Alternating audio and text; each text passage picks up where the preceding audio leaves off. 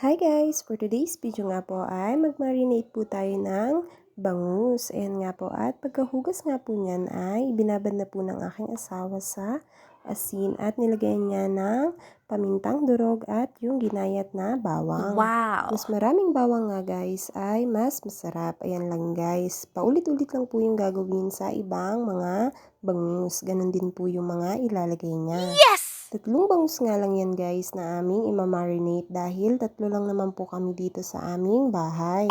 Favorite nga Nice! yan naming mag-anak. Ayan nga guys. At pagkatapos nga yan ay lalagyan na lang yan guys ng suka. Yes! May nabibili nga rin guys talaga sa palengke na marinate na. Pero mas maganda nga at mas malinamnam kung kayo mismo ang gagawa dahil madali lang naman po yung kanyang pag-marinate. Yes! Pwede nyo nga rin to guys i-stock sa inyong ref. Tatanggalin nyo lang talaga siya sa pagkababad para hindi po talagang mamuti or mga asim yung inyong boneless bangus.